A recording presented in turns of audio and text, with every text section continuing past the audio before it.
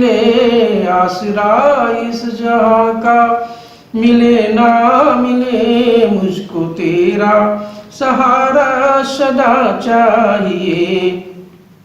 चांद तारे पलक पर दिखे ना दिखे, चांद तारे पलक पर दिखे ना दिखे, मुझको तेरा नजारा सदा चाहिए।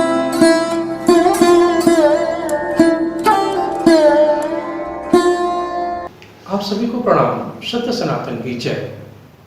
ईश्वर की असीम अनुकंपा से, गुरु महाराज के असीम अनुकंपा से हम सभी लोगों को भगवत चर्चा करने का परम सौभाग्य प्राप्त हो रहा है। गुरु वंदना कर लेते हैं। अखंड मंडलाकारं व्याप्तं येन चराचरं तत्पदं दर्शितं येन तस्मै श्री गुरुवे नमः।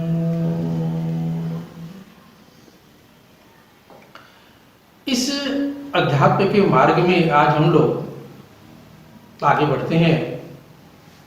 उस गौरवशाली हम इतिहास को देखेंगे, किस प्रकार से नाम के प्रभाव से हमारे पौराणिक काल में या उसके बाद भी कितने अजीब अजीब खोज हुए हैं कि जिसपे आज जो सर्च था उस पे दुनिया, अमेरिका हो चाहे रूस हो चाहे जापान हो इत्यादि देश जो भी हैं, उस सर्च पे रिसर्च करके नोबेल प्राइज पा रहे हैं। और हमारी और आपकी जो मॉडर्नाइजेशन की का जो प्रोसेस चल रहा है उससे हम लोग कितना पिछड़ रहे हैं। अपने देश के प्रति लगाव न होने से हम अपनी इस गौरवशाली परंपरा को भी भूलते चले जा रहे हैं।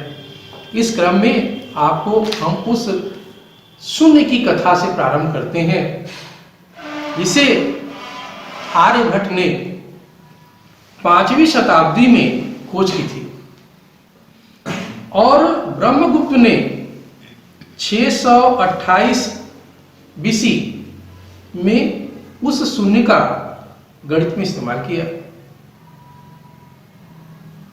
और आगे देखें, आर्यभट्ट का जन्म ईस्वी सन 476 में कुसुमपुर, जो कि पटना में है, में हुआ था। वो सम्राट विक्रमादित्य द्वितीय के समय हुआ था। 23 वर्ष की आयु में उन्होंने एक ग्रंथ की रचना की जिसका नाम था आर्यभट्टीय ग्रंथ था। उनके एक शिष्य प्रसिद्ध खगोलविद शास्त्री थे जिसका नाम वराहमिहिर था। और वराहमिहिर ने, कमाल की बात यह है कि 1500 वर्ष पहले मंगल ग्रह पे पानी है, ये बता दिया था। अब आप सोचिए उनके पास कौन सा यंत्र था, कौन सी ऐसी मशीन थी। लेकिन नहीं, हम अपने उस वैदिक गणित को भूल गए, उस वैदिक ऋचाओं को भूल गए जिसपे कि न मालूम नोबेल प्राइज यदि लेना चाहें हम आज भी तो उसकी संख्या आप नहीं गिन सकते। चाहे आप शांति में ले लें, चाहे आप साइंस में ले लें, चाहे आप गणित में ले लें, किसी भी विधा में आप चाहें तो नोबेल प्राइज हम लोग ले लें। लेकिन जो भारत पहले विश्वगुरु था, वराहमिहिर और आर्यभट्ट तो एक छोटा सा एग्जाम्पल है। जो हमारा भारत पहले विश्वगुरु था, जैसे एक नाम आता है वास्को डी गामा ने भारत की खोज की थी। अब आप हमें बताइए कि वास्को डी गामा से पहले भी हमारे यहाँ से जो मसाले थे विश्व में सप्लाई होते थे। तो जाहिर सी बात है, कोई चीज यदि जा रही है, निर्यात हो रहा है, तो उसको रास्ता तो पता होगा कि हमें भारत लौटना भी है। तो किस प्रकार से भ्रांतियां उत्पन्न की गई, किस प्रकार से हमारी भारतीय संस्कृति पे कुठाराघात किया गया, इसकी आप कल्पना नहीं कर सकते। और आप और हम नहीं सुधरे तो आप ये समझ लें कि अंग्रेजों ने तो एक बार शासन किया था, अभी हम लोग मानसिकता की गुलामी की तरफ बढ़ रहे हैं, यदि इसमें फंस गए तो कभी आजाद नहीं हो सकते। आप जानते हैं कि अंग्रेजों ने क्या किया। अंग्रेज जब यहाँ पर आए, देखे इतनी बड़ी आबादी है, ये जो है संयुक्त परिवार है, एक दूसरे पे जान देने को लोग तैयार रहते हैं, मेहमानों का इतना स्वागत करते हैं, इतना अच्छा कल्चर है। तो उन्होंने एक मीटिंग की, उन्होंने मीटिंग किया कि नहीं, इनको हम लड़ाई से तो नहीं जीत सकते, आप ऐसा करो कि आप इनकी जो संस्कृति है, जो परंपरा है, उसी पे प्रहार करो, उसी को नष्ट करो। फिर उन्होंने क्या किया कि उनको ये कहा भैया दाढ़ी बना लो, फिर उनको ये कहा कि भैया आप चर्च चले जाओ, उनका ये कहा वैसा वैसा कहा। अब उनको वो जो आधुनिक जीवन जीते थे, उस जीवन में इन्होंने ढाला। और एक जो हमारे यहाँ जो नालंदा विश्वविद्यालय में आपने देखा कि वो कई महीनों तक जलता रहा, उसकी जला दिया पूरी तरीके से मुगलों ने, अंग्रेजों ने। और उन्होंने क्या किया, आगे आगे जो है वो हमारी जो परंपराएं थे, उन्होंने विचार किया मीटिंग में कि इनको लड़ाई से तो हम नहीं जीत सकते, इनको ऐसा करें कि इनकी संस्कृति को हम नष्ट करें। तो सबसे पहले उन्होंने जो हमारी एजुकेशन विद्या थी, जो पूरे विश्व में प्रसिद्ध थी, विश्व गुरु की तरह थी, वो उसको लॉर्ड मैकाले ने एक शिक्षा पद्धति में ढाल दिया। और उसका सिर्फ उद्देश्य था कि ये सिर्फ नौकर बनकर रहे। नौकर माने इनका मेन उद्देश्य सिर्फ ये रहे कि इनको पढ़ना है, इसलिए पढ़ना है कि उनको एक नौकरी मिल जाए। ये अपने देश के बारे में ना सोचे, अपने समाज के बारे में ना सोचे, परिवार में ना सोचे। यहां मैं उल्लेख इसलिए कर रहा हूं कि हमारी जो भारतीय संस्कृति में, जो सनातन संस्कृति में जो गजब की बात थी, हम विश्व गुरु की तरफ बढ़ सकते हैं, हम नोबेल प्राइज जीत सकते हैं। उसका एक छोटा सा आपको हम मार्ग बताना चाहते हैं। हमारे श्री रामचरितमानस में ये कहा गया कि भगवान राम ने जो मर्यादाएं, पुरुषोत्तम मर्यादा पुरुषोत्तम राम कहलाते हैं, वो शुरुआत कर क्या करते हैं, सुबह उठ के माता पिता का पैर छूते हैं, सत्यजनों की बात करते हैं। तो मैंने पहले भी इस एपिसोड बताया था कि यदि आप सत्संग करते हैं तो आपके बच्चे संस्कारवान बनते हैं। जब बच्चे संस्कारवान बनते हैं तो वो चरित्रवान भी बनते, उनको ये पता चल जाता है कि हमें क्या करना है।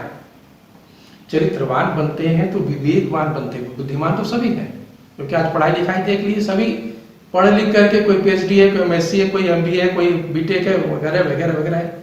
लेकिन क्या कोई पिता या माता ये कह सकते कि मेरा बच्चा हमारे बढ़ोतरी में काम देगा? वृद्धावस्था में इतनी बुरी स्थिति में आ गए, सिर्फ ऐसा इसलिए कि हमने इन परंपराओं को छोड़ दिया, त्याग कर दिया। आज जो बच्चे जो पढ़े लिख ले रहे हैं, वो सीधे सीधे कहते हैं माँ बाप से कि ऐसा है कि आप लोग मेरे बारे में ना सोचिए, हम लोग का भी जीवन है। देखिए कितनी उल्टा हो गया, सारी बातें उल्टी हो गई। आप हम लोग के बारे में ना सोचिए। और स्थिति ये है कि आज 35 साल 40 साल के होने के बाद भी ये होता है कि शादी होगी नहीं होगी, क्या होगा। और शादी हुआ भी तो क्या होता है कि जो हमारे यहाँ मनाही थी कि शादी हो जाने के बाद ही पति पत्नी को मिलना है, बातचीत करना है, वो क्या होता है, एक नाम भी दिया गया आजकल, लव रिलेशनशिप।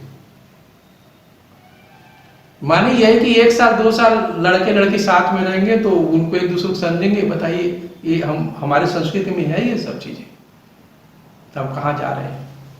तो हम ये कैसे बचेंगे? जब हम इस तरह से बचेंगे, जो वैदिक परंपराएं हैं, जो हमारी पूजा पाठ है, जो उसका हमें बच्चों को सिखाना पड़ेगा। जब बच्चे समझेंगे इन सब चीजों को तो वो इधर भटकेंगे नहीं, और उनको जरूर सत्संग में ले जाए, उनको वो गुरु मार्ग द्वारा उस भगवान के नाम का सुमिरन, जिसको कहते हैं कि योग करना है।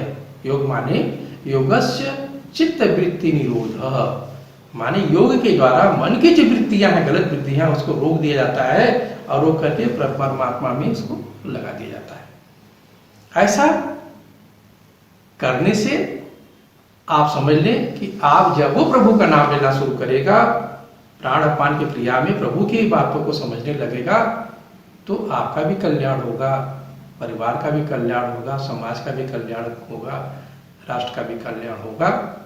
एक छोटा सा वचन मिले आसरा इस जहां का, मिले ना मिले मुझको तेरा सहारा सदा चाहिए। चांद तारे पलक पर दिखे ना दिखे, चांद तारे पलक पर दिखे ना दिखे, मुझको तेरा नजारा सदा चाहिए। आसरा इस जहां का, मिले ना मिले मुझको तेरा सहारा सदा चाहिए। यहाँ खुशियाँ है कम और ज्यादा है गम, यहाँ खुशियाँ है कम और ज्यादा है गम, जहाँ देखो वही है भरम ही भरम। तेरी महफिल में समा जले ना जले, तेरी महफिल में समा जले ना जले, मेरे दिल में उजाला तेरा चाहिए। आसरा इस जहां का, मिले ना मिले मुझको तेरा नजारा सदा चाहिए। जय श्री राम।